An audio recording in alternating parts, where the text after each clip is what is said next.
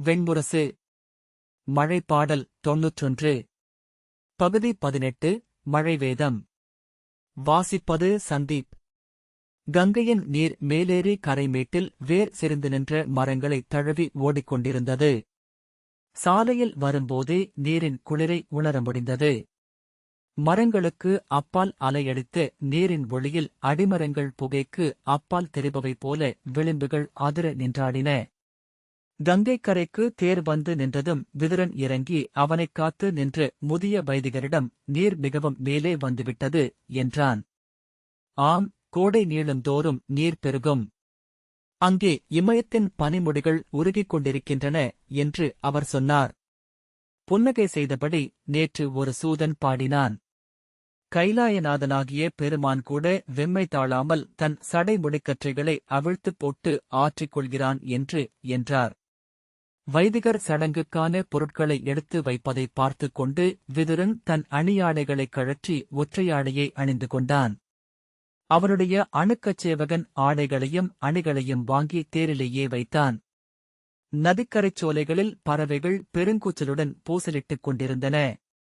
அவன் திரும்பிப் பார்ப்பதைக் கண்டு அவை இப்போதெல்லாம் ஆற்றின் மேல் பறப்பதே இல்லை. சோலைக்குள்ளேயே அவற்றுக்கான உணவு கிடைத்துவிடுகிறது.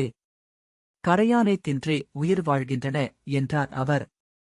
கோடை 4 மாதங்களுக்கும் மேல் நீண்டுவிட்டது. மழையின் சாயல்களே விண்ணில் இல்லை என்றான் விதுரன். இது 6 ஆண்டு அல்லவா?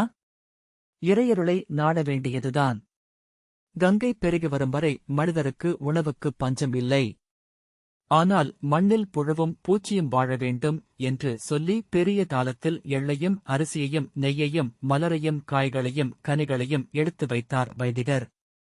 120 ஆண்டுகளுக்கொரு முறை ஆரியவர்த்தத்தில் பஞ்சம் வரும் என்பது நிமித்திகர் கணக்கு. 6 ஆண்டுகளுக்கொரு முறை கோடை எல்லை மீறும். 6 மடங்குகளில் அது பெருகிச் செல்லும் என்பார்கள்.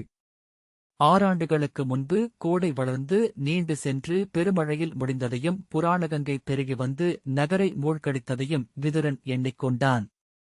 மீண்டும் அந்த பெருமழையும் வெள்ளமும் வரக்கூடுமா என்று கேட்டான். வைதிகர் சிரித்து, பிந்திய மழை சேர்ந்து பெய்யும் என்பது கணக்கு. ஆனால் அந்த மழை இங்குதான் பெய்ய வேண்டுமென்பதில்லை. எப்போதும் இப்பக்கமாக வரும் மழை முன்பொரு முறை 6 ஆண்டு கோடையில் கூர்ஜரத்தைத் தாண்டி வடமேற்காகச் சென்று வடகாந்தாரத்தையும் பால்ஹிக நாட்டையும் முழுக்காட்டியது. பாலைவனமே மழையால் அழிந்தது என்றார்கள் என்றார். மெல்ல தனக்குத்தானே சிரித்தபடி, பாவம் ஒட்டகங்கள், அவற்றுக்கு சளி பிடித்திருக்கும் என்றார். மூப்பு காரணமாக எதையுமே எளிய வேடிக்கையாக எடுத்துக்கொண்டு தனக்குள்ளேயே மகிழ்ந்து கொண்டிருப்பவர் அவர் என்று விதுரன் எண்ணினான். விதுரன் காலையில் இருந்தே சோர்வை உணர்ந்து கொண்டிருந்தான். அஸ்தினபுரி கோடை வெம்மையில் எரியத் தொடங்கி 4 மாதங்களாகின்றன. இரவு முதிர்வது வரை மேற்கிலிருந்து வெங்காற்று வீசிக் கொண்டிருக்கும். நள்ளிரவுக்குப் பின்னர்தான் புராணகங்கையில் இருந்து மெல்லிய குளிர்காற்று வரத் தொடங்கும். அதிகாலையில் கண்விழிக்கும் போதே வெப்பம் ஏறி உடல் வியர்வையில் நனைந்திருக்கும். எழுந்ததுமே காவியச்சுவடியை நோக்கி கை நீட்டும் வழக்கம் கொண்டிருந்த அவன் அரண்மனையின் பின்கட்டில் இருந்த சிறு குளத்தில் நீராடி வந்துதான் ஏட்டுப்பீடத்தின் முன் அமர்வான். ஓரிரு செய்யுட்களை வாசிப்பதற்குள்ளாகவே சாளரம் வழியாக வெண்ணெருப்பு போல வெயில் பீரிட்டு வந்து அறைக்குள் நிற்கத் தொடங்கிவிடும். காகங்கள் வாய்திறந்து பதைக்கும் நாக்குகளுடன் மரங்களுக்குள் சென்று அமர்ந்துவிடும். அஸ்தினபுரியில் இலைகள் அசைந்தே நெடுநாட்களாகிவிட்டன என்று சுருதை சொன்னாள். மதுராபுரியில் இப்படியொரு வெப்பத்தை நான் அறிந்ததேயில்லை என்றாள். மதுராபுரி ஆற்றங்கரையில் உள்ளது. யமுனையில் நீர் வற்றுவதில்லை. கோடை காலத்தில் பனியுருகிய நீருடன் அது குளிர்பெருக்காக வருகிறது என்று சொல்லி சுவடிகளை மூடிக்கட்டியபடி விதுரன் எழுந்து, நான் அரண்மனைக்கு கிளம்புகிறேன் என்றான். சுருதை சற்றே முகம்பாடி, தாங்கள் இங்கே இருப்பதே இல்லை. மைந்தர்களைத் தொட்டே பல நாட்களாகின்றன என்றாள். விதுரன், சில தருணங்களில் யானையை பாகன் சுமப்பான் என்று ஒரு பழமொழி உண்டு என்றான். அஸ்தினபுரியின் அரசுச் சுமையை முழுக்கவே அவன்தான் ஏற்றிருந்தான். பீஷ்ம பிதாமகர் எங்கிருக்கிறார் என்றே தெரியவில்லை. பேரரசுக்கு ஆட்சியைப் பற்றிய நினைவுகளே மறைந்துவிட்டன. யமுனைக்கரையின் எளிய மீனவ மூதாட்டியாக அமர்ந்திருந்தாள். திருதராஷ்டிரனுக்கு இசையன்றி ஈடுபாடில்லை. சகுனி தன் மருகர்களை பயிற்றுவிப்பதன்றி ஏதுமறியாமல் இருந்தான். கங்கை தன் வழியை தானே கண்டுகொள்கிறது. அதை எவரும் ஆட்சி செய்வதில்லை என்று சுருதை சொன்னாள். அவன் புன்னகை செய்தபடி, குடும்பத் தலைவிகளுக்கு தேவையான வரிகளை எல்லாம் மதுராபுரியிலிருந்தே கற்று வந்திருக்கிறாய் என்றான். அவள் சிரித்தாள். அவன், மைந்தர்கள் எங்கே என்றான். இரவு அவர்கள் நெடுநேரம் துயில்வதில்லை. ஆகவே விடிந்தபின் எழுவதுமில்லை என்றாள் சுருதை. மைந்தர்கள் பிறந்ததிலிருந்து சுருதை அரண்மனையின் மேற்கே இருந்த அறையில்தான் துயின்றாள். அங்கே உயரமற்ற மஞ்சத்தில் சுபோத்யன் கருக்குழந்தை போல சிற்றாடையுடன் சுருண்டு துயின்று கொண்டிருந்தான். அவனுடைய மெல்லிய உடலில் விலாவிளம்புகள் வரிவரியாகத் தெரிந்தன. விளையாடத் தொடங்கும் குழந்தை விரைவாக தன் மழலைக் கொழுப்பை இழக்கத் தொடங்குகிறது. சிறுபண்டி வற்றுகிறது. புறங்கைகளில் நரம்புகள் தெரியத் தொடங்குகின்றன. கழுத்தெலும்புகள் எழுகின்றன. பற்கள் விழுந்து முளைக்கும்போது கன்னக்கதுப்பு மாறுகிறது. கண்முன் குழந்தை மைந்தனாக ஆகும் மாற்றம். முதல் குழந்தையின் அந்த மாற்றம் பெற்றோருக்கு ஒரு இழப்புணர்வையே உருவாக்குகிறது. சுசரிதனுக்கு 1 வயதாகவில்லை. அவன் இருகைகளையும் விரித்து கால்களை அகற்றி மல்லாந்து படுத்திருந்தான். சந்தனக் குழம்பில் குமிழி போல சிறிய அழகிய பண்டியில் தொப்புள் தெரிந்தது. உள்ளங்கால் மலருதழின் வெண்மையுடன் இருக்க விரல்கள் ஒன்றுடன் ஒன்று ஒட்டியிருந்தன. வாயிலிருந்து எச்சில் வழிந்த தடம் உலர்ந்திருந்தது. விதுரன் குழந்தையின் காலின் அடியில் மெல்ல வருடி வயிற்றில் முத்தமிட்டான். சுசரிதன் துயிலிலேயே புன்னகை செய்து உடலைக் குறுக்கிய பின் திரும்பிப் படுத்தான். சுபோத்யனின் தலைமுடியை மெல்ல வருடிய பின் விதுரன் கண்களால் மனைவியிடம் விடைபெற்று வெளியே நடந்தான். காலை தொடங்குவதற்குள்ளாகவே நாளின் நீளத்தை உணரத் தொடங்கிவிடுகிறோம் என்றார் வைதிகர். விதுரனின் களைப்பைக் கண்டு புன்னகை செய்தபடி, நான் இதுவரை 12 ஆறாண்டு கோடைகளைக் கண்டுவிட்டேன். என் வயதை வைத்துப் பார்த்தால் வரப்போகும் 120 ஆண்டு பஞ்சத்தைக் காணாமல் சென்று விடுவேன் என்றார். விதுரன் கைகளை சோம்பலுடன் வீசியபடி, வெப்பம் காரணமாக இரவில் துயில் நீப்பதனால் விழிகள் சோர்ந்திருக்கின்றன என்றான். புராணகங்கைக்குள் இருக்கும் கோடைக்கால மாளிகையில் தங்கலாம். அங்குதான் திருதராஷ்டிரன் இரவுறங்குகிறான். அங்கே மண்ணுக்குள் நீரோடுவதனால் குளிர் இருக்கிறது. மரங்களும் செறிந்திருக்கின்றன. ஆனால் அவன் தன் மாளிகையில் இரவு இருந்தாக வேண்டும் என்று எண்ணினான். 3 மாதங்களுக்கு முன்னர்தான் அவன் அன்னை சிவை மறைந்தாள். மிக எளிய இறப்பு, பறவைகள் இறப்பதைப் போல.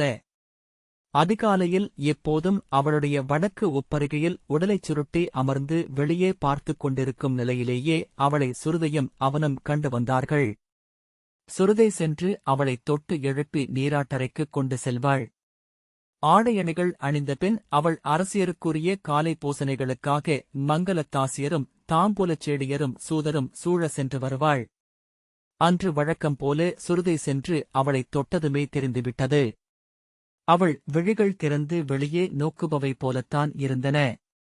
விசித்திரவீரியனின் பார்ஷவி என்னும் நிலையில் அவளுக்குரிய சடங்குகள் அரண்மனையிலும் பின்னர் கங்கையிலும் முறைப்படி நடந்தன. அவள் இறப்பு எவருக்கும் எந்தத் துயரையும் அளிக்கவில்லை. சுருதை மட்டுமே அவளுக்காக கண்ணீர் விட்டாள். சத்யவதி அவளுக்கு இறப்பைத் தவிர வேறு விடுதலை இல்லை என்று மட்டும் சொல்லி பெருமூச்சுடன், சோமரே, அனைத்தும் முறைப்படி நடக்கட்டும்.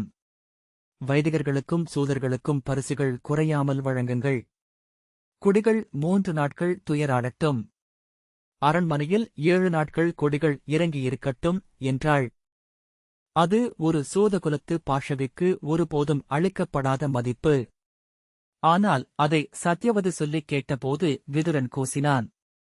தன் பார்வையை மஞ்சத்தில் உறைந்து கிடந்த சடலத்தை நோக்கித் திருப்பிக் கொண்டான். மெலிந்து ஒடுங்கிய முகம். கன்னங்களும் கண்களும் குழிந்திருந்தமையால் அவள் மூக்கு பெரியதாகப் புடைத்து தெரிந்தது. கூந்தல் பாதி நரைத்து உமிச்சாம்பல் போல காதுகளை மூடியிருந்தது. இருகைகளும் மார்பின் மேல் கோத்து வைக்கப்பட்டிருந்தன. மெலிந்திருந்தமையால் விரலில் மூங்கில் போல முட்டுகள் பெரியதாகத் தெரிந்தன. கங்கை நீரில் இறங்கி நின்று வைதிகர் நீர்ச்சடங்குகளைச் செய்து கொண்டிருந்த போது அவன் அவளைப் பற்றி எண்ணிக் கொண்டிருந்தான். அவளுக்கு கங்கையில் நீர்க்கடன் அளிக்கையில் மட்டும்தான் அவளைப் பற்றி எண்ணிக்கொள்கிறோம் என்று நினைத்தான். அவனை ஈன்ற அன்னை. ஆனால் ஒரு கட்டத்திலும் அந்த அன்பை அவன் அவள் மேல் அறிந்ததில்லை. அது பிழை என உணர்ந்து அதற்காக அவன் முயன்றதுண்டு. அவள் மறைந்தபின் அவளைப் பற்றி நெகிழ்வுடனும் குற்ற உணர்ச்சியுடனும் எண்ண முயன்றதுண்டு. ஆனாலும் அவள் எவரோவாகவே இருந்தாள். நெருங்காத ஒருவரை நேசிக்க முடியாது மானுட மனத்தின் எல்லையைப் பற்றி எண்ணிக்கொண்டான். ஒரு தொழுவத்தில் கட்டப்பட்டதனால் மட்டும் ஒன்றையொன்று நேசிக்கும் பசுக்கள் போன்றவர்கள்தானா மனிதர்களும்? அவளை நினைக்கும் போதெல்லாம் அந்த வடக்கு உப்பருகையில் அவள் சுருண்டு அமர்ந்திருக்கும் காட்சிதான் நினைவுக்கு வந்தது.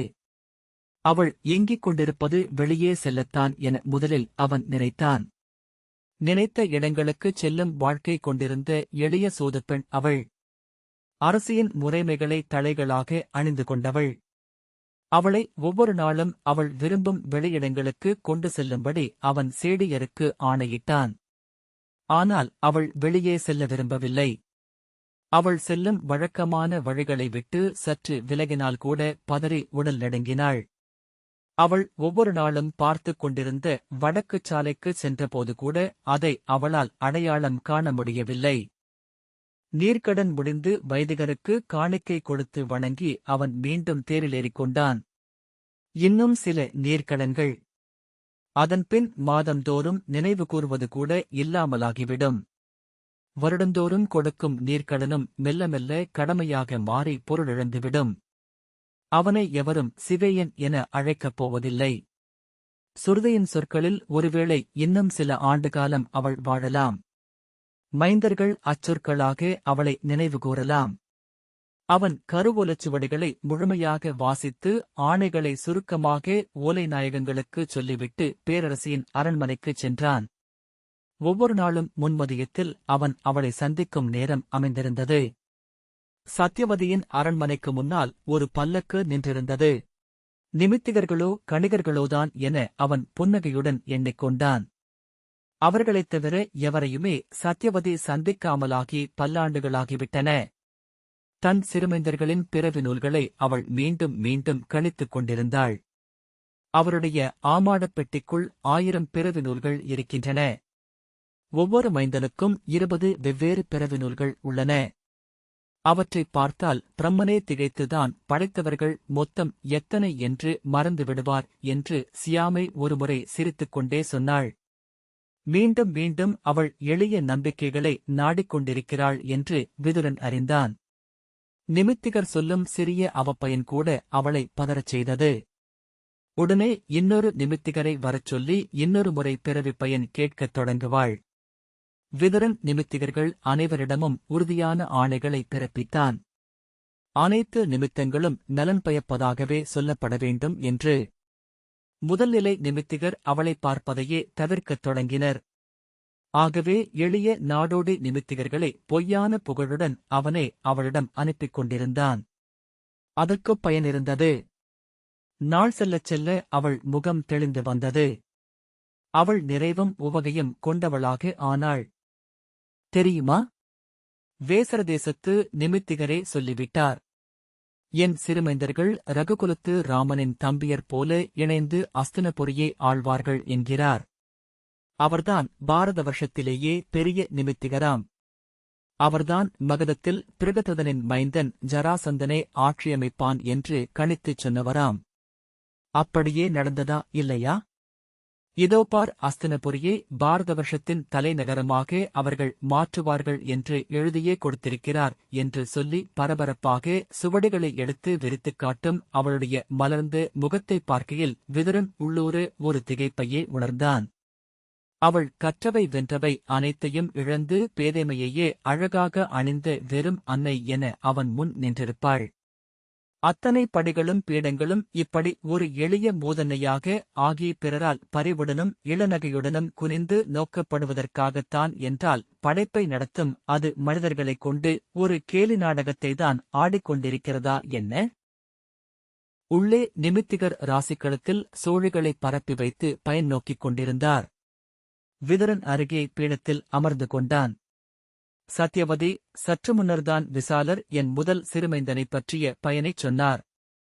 துரியோதனனைச் சுற்றி பரமபுருஷனின் சங்கும் சக்கரமும் காவல் நிற்கிறதாம். அவனுக்கு எதிரிகளே இல்லையாம் என்றாள். இப்போது அவரிடம் இந்த கோடையைப் பற்றி பார்க்கச் சொல்லியிருக்கிறேன். இரவிலும் வெம்மை தாழவில்லை. 6 ஆண்டு கோடை என்றாலும் நான் இந்த அளவுக்குப் பார்த்ததில்லை.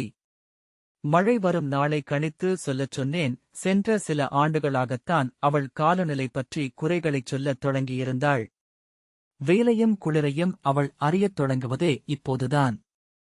நிமித்திகர் நிமிர்ந்து, பேரரசி, மழை இன்னும் கடலில் கருக்கொள்ளவில்லை என்றார். மண்ணில் விழும் ஒவ்வொரு மழைத்துளியும் ஓர் உயிரின் வேண்டுதலுக்கிணங்கவே விழுகிறது என்கின்றன நூல்கள். நாம் வேண்டிக் கொள்ளாமல் மழை வருவதில்லை.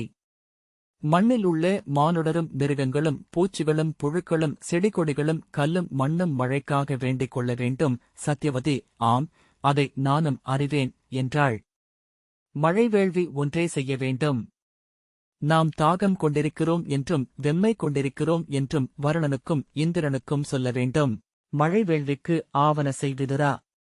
உடனே, அடுத்த நன்னாளிலேயே என்றாள் சத்யவதி. விதுரன் தலை வணங்கினான். அதிராத்திர அக்னிசாயனத்துக்குரிய வைதிகர்களை வரச்சொல். தவளைகளை நமக்காக வெண்ணை நோக்கி இறைஞ்ச வைக்கும் வேள்வி அது. கங்கைக்கரையின் கோடானு கோடி தவளைகளின் நாவில் வேதம் எழும்போது விண்ணோர் இறங்கியாக வேண்டும் என்றாள். நிமித்திகர் ஒவ்வொரு கொடுவேனிலும் மேலும் அதிகமான தவளை முட்டைகளை விரியச் செய்கின்றன. தவளைகளை மேலும் மேலும் பெருகச் செய்கின்றன. தவளைக்குரல் எழும் நாட்டிடம் வருணனும் இந்திரனும் கனிவுடனிருக்கிறார்கள் என்றார். நிமித்திகர்கள் சென்ற பின்னர் விதுரன் முந்தைய நாளின் நிகழ்ச்சிகளையும் அரசாணைகளையும் சுருக்கமாகச் சொன்னான். அது வேள்வி மந்திரம் சொல்வது போல ஒரு சடங்குதான் என்று அவனுக்குத் தோன்றும்.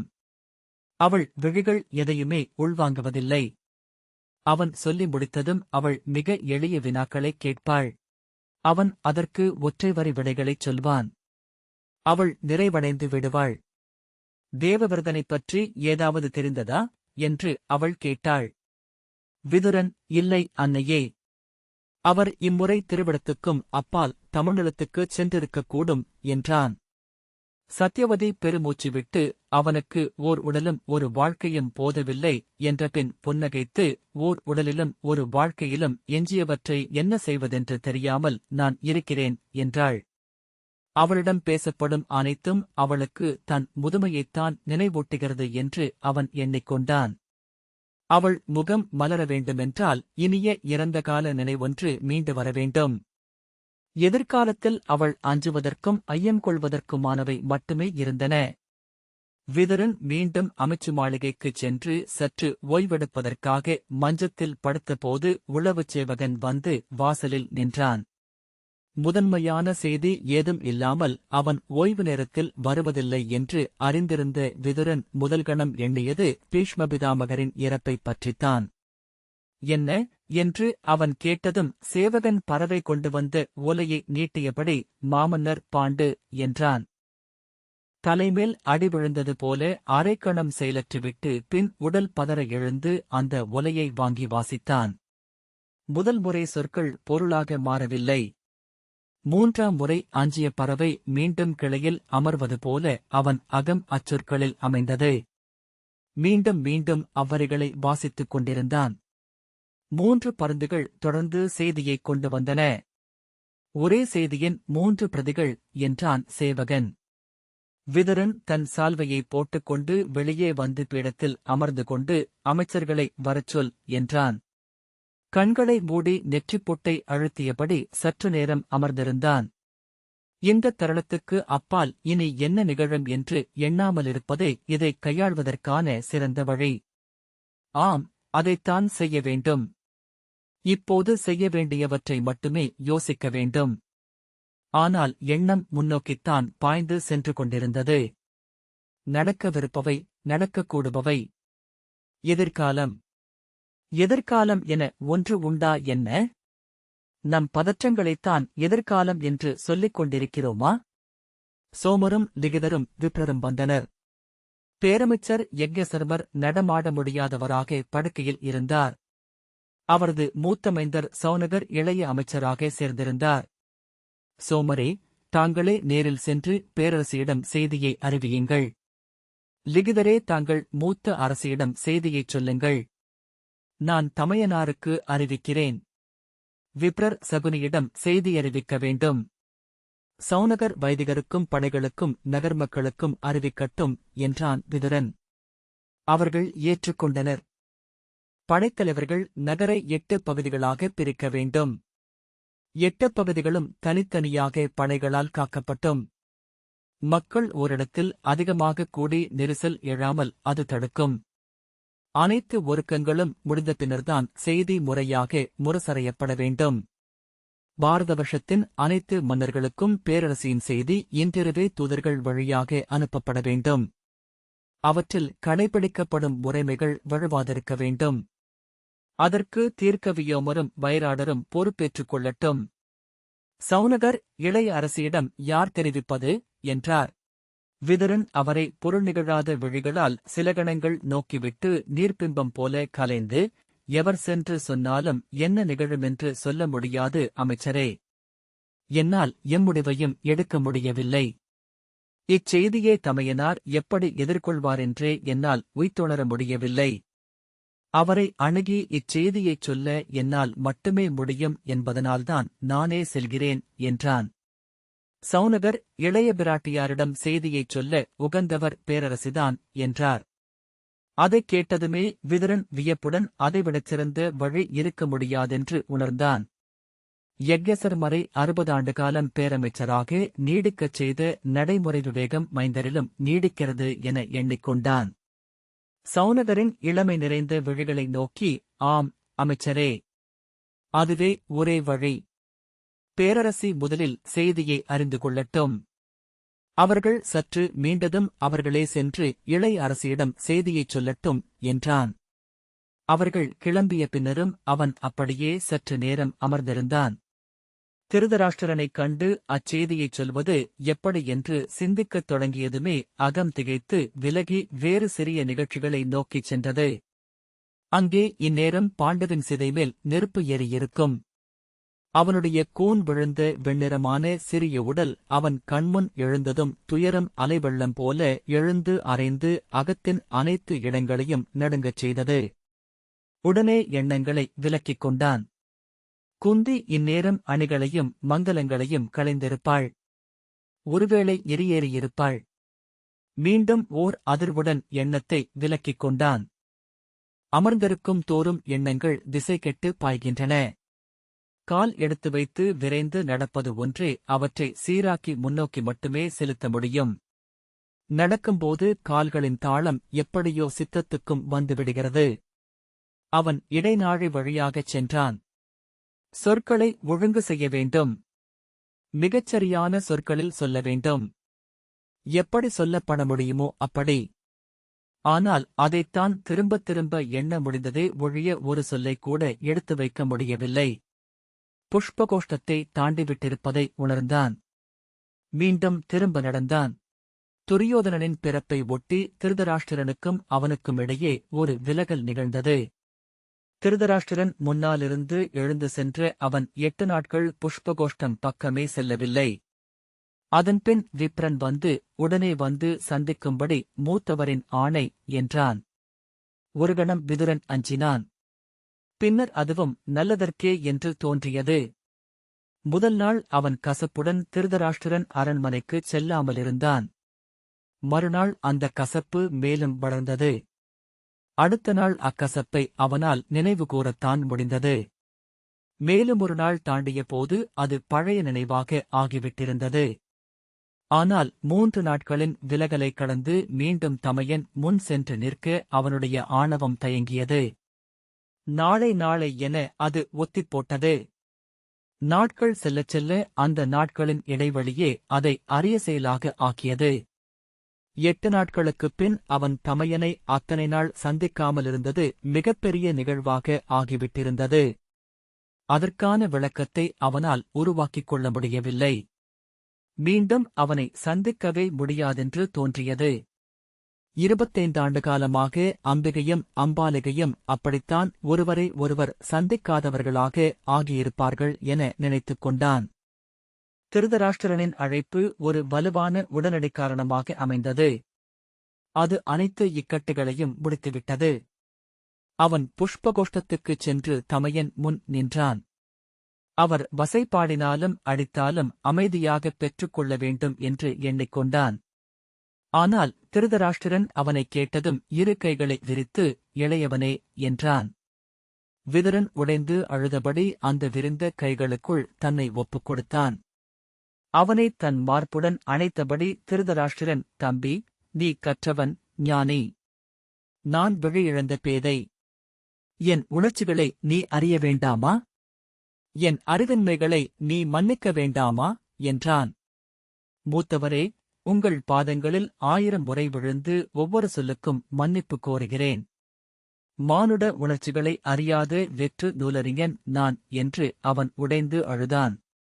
புஷ்பகோஷ்டத்தின் வாயிலை அடைந்தபோது விதுரன் தன்னுள் சொல்வதற்கென ஒரு சொல் கூட இல்லை என்பதை உணர்ந்தான். மறுகணமே ஒரு இறப்பைச் சொல்ல எதற்கு அத்தனை நுண்சொற்கள் என்று தோன்றியது. இறப்பு மிக மிக இயல்பாக நிகழ்கிறது. மண்ணில் இருக்கும் அனைத்து உணர்ச்சிகளுக்கும் அளவையறுதல்களுக்கும் அப்பால் அது உள்ளது. அதைச் சொல்லும் எச்சொல்லும் சிறுத்துப் பொருளிழந்தே நிற்கும். அல்லது அதைச் சொல்லும் எச்சொல்லையும் அதுவே பெரும்பொருள் கொண்டதாக ஆக்கிவிடும். எப்படி அது நிகழ்கிறதோ அப்படி அது தெரிவிக்கப்படுவதே முறையானது. அவன் வாயிலில் நின்ற அணுக்கச் சேவகனாகிய விப்ரனிடம் உள்ளே சென்று தமையனிடம் அவரது இளையவரின் இறப்பை தெரிவிக்கச் சொன்னான். ஆடி மாதம், பரணி நாள், பின்மதியத்தில். நரம்புகளில் ஏற்பட்ட நோயால் உயிர் பிரிந்திருக்கிறது. விப்ரன் தலை தாழ்த்திவிட்டு உள்ளே சென்றான். அவனிடம் சிறு வியப்புக்கு அப்பால் எந்தத் தயக்கமும் இல்லை என்பதை விதுரன் கண்டான். ஏனென்றால் அவன் சொல்லும் செய்திக்கும் அவனுக்கும் உறவில்லை. அதுவரைதான் உணர்ந்த கொந்தளிப்புக்கான காரணம்தான் பாண்டுவின் தம்பி என்பதுதான். சாவு என்பது ஒன்றே. தன் சாவு, தன்னைச் சார்ந்தவர்களின் சாவு.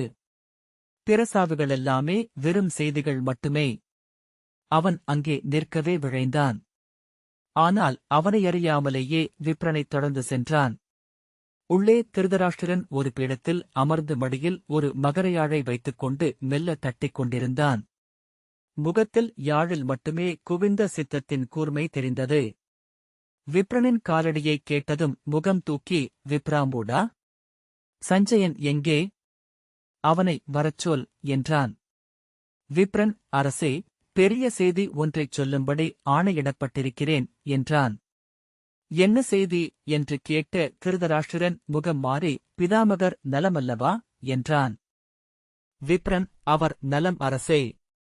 இச்செய்தி தங்கள் இளையவரைப் பற்றியது. மனிதர்களுக்கெல்லாம் உரிய இறுதியை அரசர்களுக்குரிய முறையில் அவர் அடைந்தார் என்றான் விப்ரன். விதுரன் அச்சொற்களைக் கேட்டு திகைத்தான். மிக மிகச் சரியான சொற்கள். அவன் சொல்லவில்லை அதை, இறப்பு அச்சொற்களை அதுவே உருவாக்கிக் கொண்டிருக்கிறது. திருதராஷ்டிரன் தன் இருகைகளையும் மேலே தூக்கி, எப்போது என்றான். ஆடி மாதம், பரணி நாள், பின்மதியத்தில். நரம்புச் சிக்கலால் இறப்பு நிகழ்ந்தது. திருதராஷ்டிரன், விதுரன் எங்கே என்றான். விதுரன், அரசே, இங்கிருக்கிறேன் என்றான். மறுகணம் இரு கைகளையும் தூக்கியபடி பேரலர்களுடன் திருதராஷ்டிரன் அவனை நோக்கி ஓடி வந்தான். தம்பி, என் இளையவன் நம்மை விட்டுச் சென்று விட்டான். அவன் உடலைக்கூட நாம் பார்க்க முடியாது என்று கூவியபடி வந்து ஒரு பீடத்தில் முட்டிக்கொண்டான். அடுத்த கணம் சினத்துடன் அந்தப் பீடத்தைத் தூக்கி பேரொலியுடன் வீசினான். அருகே இருந்த தூணை ஓங்கி அறைந்தான். தூணின் மீதிருந்து உத்தரங்களுடன் அரண்மனைக் கட்டடத்தின் மேல்தட்டே குலுங்கி அதிர்ந்தது. பாண்டு, என் தம்பி! பாண்டு என்று கூவியபடி அவன் வெறிகொண்டு இருகைகளாலும் தன் மார்பில் ஓங்கி ஓங்கி அறைந்து கொண்டான். கண்ணீர் வழிய விம்மியபடி அறைந்தபடியே இருந்தான். பாண்டு, பாண்டு, பாண்டு என்ற ஒற்றைச் சொல்லாக அவன் சித்தம் திகைத்துவிட்டது என்று பட்டது. விதுரன் அந்தக் காட்சியை நோக்கியபடி அசைவில்லாமல் நின்றான். விப்ரன் விலகிச் சென்று கதவோரம் நின்றான். திருதராஷ்டிரன் தீப்பட்ட யானை போல அலறியபடி பெரிய கரங்களைச் சுழற்றி சுற்றி வந்தான். கைகளுக்குப் பட்ட சுவரிலும் தூணிலும் ஓங்கி அறைந்தான். கால்களில் முட்டியவற்றை எடுத்து வீசினான். மார்பிலும் தலையிலும் அவற்றை உடைத்து திறக்க முயல்பவன் போல ஓங்கி ஓங்கி அறைந்து கொண்டு கூவினான். அந்த பயங்கரக் காட்சிதான் மிக இயல்பான துயரம் என்று விதுரன் எண்ணிக்கொண்டான். செய்ய வேண்டியது அதுதான். அப்படி அழ முயன்றால் துயரங்களை எளிதில் கடந்துவிடலாம். அவன் தன்னை அழைப்பான் என்று சற்று நேரம் விதுரன் காத்திருந்தான். பின்பு தெரிந்தது அந்த துயரில் வேறு எவருக்கும் இடமில்லை என்று. அதைப் பார்த்துக் கொண்டு கைகளைக் கட்டியபடி நின்றிருந்தவன் தன் மார்புக் கண்ணீரால் நனைந்திருப்பதை உணர்ந்தான். அந்தக் கொந்தளிப்பை தன் அகமும் அதே உச்சத்தில் நடித்துக் கொண்டிருப்பதை அறிந்தான்.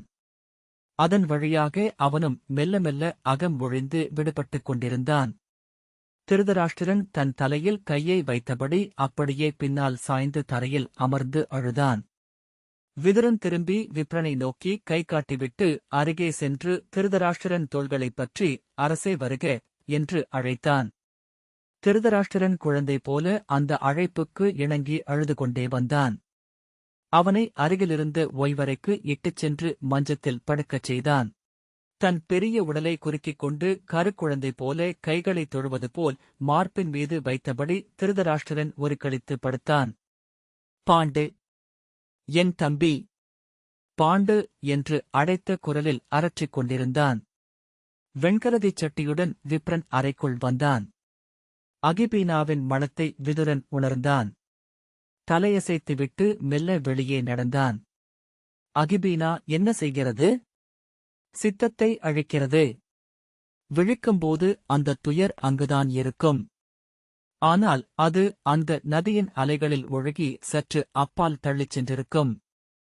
அப்பால் சென்றதுமே அது சிறியதாக ஆகிவிடுகிறது. அயலாக ஆகிவிடுகிறது. சேவகன் வந்து பணிந்து இன்னொரு ஓலையை நீட்டினான்.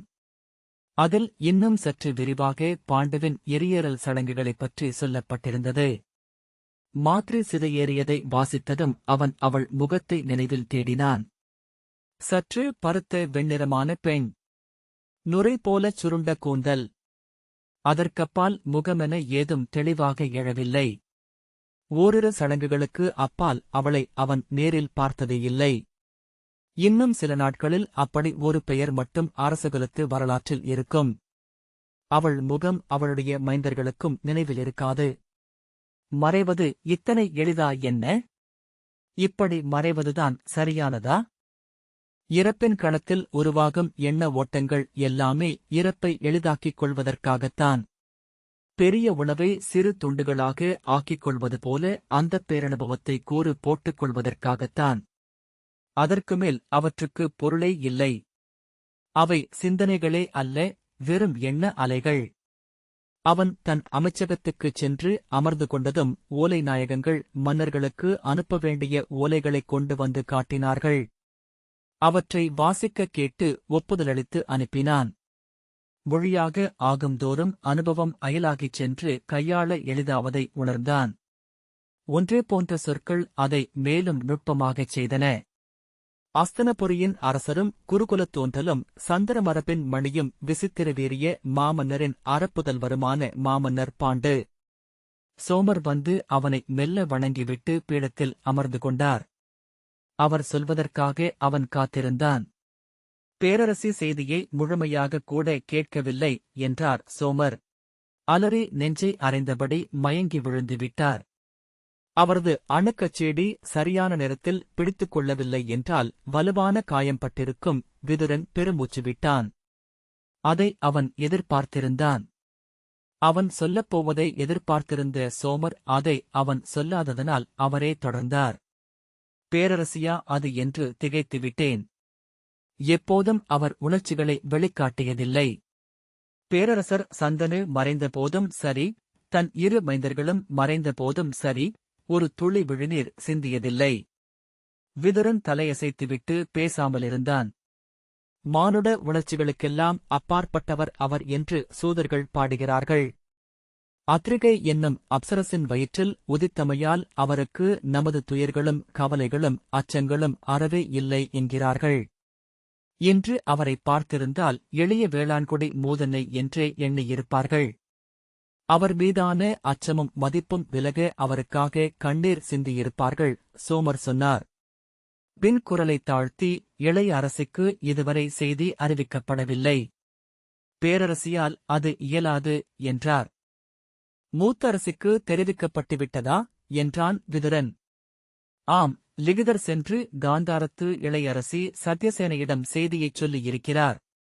அவர்களே மூத்த அரசிக்கு தெரிவிப்பதாக சொன்னார்கள். விதுரன் பெருமூச்சுடன் எழுந்து சால்வையைச் சுற்றிக் கொண்டான். இளைய அரசியிடம் தாங்களே சொல்லலாமென்று தோன்றுகிறது அமைச்சரே என்றார் சோமர். யார் அறிவித்தாலும் ஒன்றுதான் சோமரே. அரச முறைமைக்காகவே நானே செல்கிறேன். அவரது அணுக்கச்செடி சாரிகையிடம் சொல்லலாம் என்றுதான் படுகிறது என்றபின் வெளியே நடந்தான். அம்பாலிகையின் அரண்மனை பகுதிக்கு அவன் வந்து 6 வருடங்கள் தாண்டிவிட்டன என்று உணர்ந்தான். பாண்டு சென்றபின் அரண்மனையின் இடப்பக்க நீட்சியான சித்திரகோஷ்டம் முழுமையாகவே கைவிடப்பட்டிருந்தது. பணியாட்களால் அது தூய்மையாக பேணப்படுவது தெரிந்தது. ஆனால் அனைத்து ஓவியச் சிலைகளும் மங்கலாகி நிறமிழந்திருந்தன. சுவர்ச்சித்திரங்கள், சாளரச் சிலைகள் அனைத்துமே பழையதாக இருந்தன. ஆனால் அது மட்டுமல்ல, அங்கே அதைவிட மையமான ஏதோ ஓர் இன்மை திகழ்ந்தது. அது மானுடர் வாழுமிடம் போல தெரியவில்லை. அம்பாலிகையைத்தான் கண்டு 6 வருடங்களுக்கு மேல் ஆகிறது என்று எண்ணிக்கொண்டான். பாண்டு சென்ற அன்று அச்செய்தியை அறிந்து அலறி மூர்சையாகி விழுந்த அவளை ஆதுரசாலைக்கு அனுப்ப அவனே வந்திருந்தான். அதன்பின் அவள் தன் அரண்மனையை விட்டு எங்கும் தென்படவில்லை. அரண்மனையின் அன்றாட குலதெய்வ பூசனைகளுக்கும் மாதந்தோறும் நிகழும் கொற்றவை வழிபாட்டுக்கும் பிற சடங்குகள் எதற்கும் அவள் வரவில்லை. அவள் வராதது முதலில் சில நாட்கள் ஒரு செய்தியாக இருந்தது. பின் அது ஒரு வழக்கமாக ஆகியது. பின்னர் அவள் முழுமையாகவே மறக்கப்பட்டாள். சித்திரகோஷ்ட வாயிலில் சாரிகை அவனைக் கண்டதும் அருகே வந்தாள். அவளை சற்று நேரம் கழித்துதான் விதுரன் அடையாளம் கண்டான். மெலிந்து ஒடுங்கிய முகமும் வைக்கோல் சாம்பல் பூத்தது போல நரைத்த தலைமுடியும் மங்கலாகிய விழிகளுமாக அவள் நோயுற்று இறக்கப் போகிறவள் போலிருந்தாள். அமைச்சருக்கு வணக்கம் என மிகத் தாழ்ந்த குரலில் சொன்னாள். குரலை மேலெழுப்பவே அவளுடைய உயிரால் இயலவில்லை என்பது போல. அவளிடம் செய்தியைச் சொல்லி அனுப்பவியலாது என்று விதுரன் எண்ணினான். இளையரசி நலமாக இருக்கிறார்கள் அல்லவா? சாரிகை, ஆம் அமைச்சரே என்றாள். சித்திரசாலையில் இருக்கிறார்களா என்றான். அக்கேள்வியின் பொருளின்மையை அவனை உணர்ந்திருந்தான். அவர்கள் சித்திரசாலைக்கு செல்வதையில்லை என்று சாரிகை சொன்னாள். வலப்பக்க அறையில் தன் பாவைகளுடன் இருக்கிறார்கள். விதுரன் அவளை நோக்கி, பாவைகளுடனா என்றான். ஆம். அவர்கள் மீண்டும் சில வருடங்களாக பாவைகளுடன் விளையாடுகிறார்கள். பாவைகளுடன் மட்டுமே பேசுகிறார்கள். விதுரன் உள்ளே சென்றபோது தன் உள்ளத்தை எடைமிக்க ஒன்றாக உணர்ந்தான். சாரிகை அவனை பக்கத்து அறைக்கு இட்டுச் சென்றாள். அறைக்கதவு சற்றே திறந்திருந்தது. அவன் தயங்கி நின்றான். சாரிகை, அழைக்கவா என்றாள். அவன் வேண்டாம் என்று சொன்ன பின்னர், ஆதுரசாலைக்குச் சென்று வைத்தியரை வரச் சொல். அகிபீனாவுடன் வரவேண்டும் என்று சொல் என்றான். சாரிகை விளங்கிக் கொண்டதை அவள் விழிகள் காட்டின. தலை வணங்கி அவள் விலகிச் சென்றாள். விதுரன் கதவை மிக மெல்லத் திறந்து உள்ளே நோக்கினான். மறுபக்க சாளரத்தின் ஒளியில் அறைக்குள் நிலத்தில் அமர்ந்து அம்பாலிகை ஏதோ செய்வதைக் கண்டான். அவள் முன் பெரிய மரப்பெட்டி திறந்திருந்தது. அதிலிருந்து எடுக்கப்பட்ட பலவகையான பாவைகள் அவளைச் சுற்றிக் கிடந்தன. அவள் ஒரு பாவையின் மீது கம்பி ஒன்றால் மெல்லச் சுரண்டிக் கொண்டிருந்தாள். முழுமனமும் அதில் கூர்ந்திருந்தமையால் உதடுகள் கூம்பியிருந்தன. அவளும் சாரிகை போலவே முதுமையும் சோர்வும் கொண்டிருந்தாள். நரைத்த வருங்கூந்தல் தோளில் சரிந்து கிடந்தது. உடல் சிறுமி அளவுக்கு மெலிந்து ஒடுங்கியிருந்தது. கன்னங்களில் எலும்புகள் புடைத்து கண்கள் குழிவிழுந்து வாயைச் சுற்றி சுருக்கங்கள் அடர்ந்து அவள் ஆண்டுகளை பல மடங்கு விரைவாக கடந்து சென்றுவிட்டவள் போலிருந்தாள். மெல்லிய குரலில் தனக்குத்தானே என ஏதோ சொல்லிக் கொண்டிருந்தாள். அவன் திரும்பிவிடலாமென்று எண்ணி மெல்ல காலடி எடுத்து வைத்தபோது கதவில் தோள்கள் முட்டி ஒலிக்க, அம்பாலிகை, இளையவளே என்று கூவியபடி, அவிழ்ந்த கூந்தலும் கண்ணீர் வழியும் முகமும் கலைந்து பரந்த ஆடையுமாக அம்பிகை உள்ளே ஓடி வந்தாள். அவன் நிற்பதை அவள் காணவில்லை என்பது போல கூடத்தில் நின்று 4 பக்கமும் நோக்கித் திகைத்தபின் அறைக்குள் அம்பாலிகை இருப்பதைப் பார்த்து, அம்பாலிகை, இளையவளே என்று 2 கைகளையும் விரித்து கூவியபடி அவனைக் கடந்து உள்ளே புகுந்தாள். திகைத்து எழுந்த அம்பாலிகையை பாய்ந்து அள்ளி தன் நெஞ்சோடு இறுகச் சேர்த்துக் கொண்டு உடைந்த குரலில், நம் மைந்தன் இறந்து விட்டான் இளையவளே, பாண்டு மறைந்து விட்டான் என்று கூவினாள். நான் இருக்கிறேன் இளையவளே, உன்னுடன் நான் இருக்கிறேன். விதுரன் கதவை மெதுவாக மூடிவிட்டு விலகிச் சென்று வெளியேறினான். அமைச்சகம் நெடுந்தொலைவில் இருப்பதாக தோன்றியது. அத்தனை தொலைவுக்கு தன்னால் நடக்க முடியுமா என்று அஞ்சியவன் போல தூண் ஒன்றைப் பற்றியபடி அவன் நின்றுவிட்டான். அன்று அந்தியில் அவனை அம்பிகை அழைப்பதாக சாரிகை வந்து சொன்னாள். அவன் அவளுடன் அம்பாலிகையின் சித்திரகோஷ்டத்திற்குச் சென்றான். அம்பாலிகையின் மஞ்சரைக்கே செல்லும்படி சாரிகை சொன்னாள். உள்ளே மஞ்சத்தில் அம்பாலிகை விரித்து விழிகளுடன் மார்பில் கைகளைக் கோத்துக் கொண்டு படுத்திருந்தாள். கண்ணீர் ஊறி காதுகளை நோக்கிச் சொட்டிக் கொண்டிருந்தது. அருகே அனைத்து வண்ணங்களையும் இழந்தவள் போல அம்பிகை அமர்ந்திருந்தாள். விதுரா, நாளை விடிவதற்கு முன் நானும் என் தங்கையும் இந்நகர் நீங்கிச் செல்கிறோம். நாங்கள் திரும்பப் போவதில்லை. எங்கள் வனம்பகுதலுக்குரிய அனைத்தையும் ஒருங்கு செய் என்றாள் அம்பிகை. விதுரன் ஏதோ சொல்ல வாயெடுத்தாலும் சொற்களைக் கண்டடையவில்லை. இந்த நகருக்கு 26 ஆண்டுகளுக்கு முன்னர் வந்தபோது நான் இவளுக்கு அன்னையாக இருந்தேன். இவள் கையில் புதிய வெண்மலருடன் குழந்தை போல இந்நகருக்குள் நுழைந்தாள் என்றாள் அம்பிகை. உதடுகள் துடிக்க, கழுத்தில் தசைகள் அசைய தன் குரலின் இடரலை கட்டுப்படுத்திக் கொண்டாள். அதன்பின் எங்களுக்குள் ஏதேதோ பேய்கள் புகுந்து கொண்டன. என்னென்னவோ ஆட்டங்களை ஆடினோம். எல்லாம் வெறும் கனவு.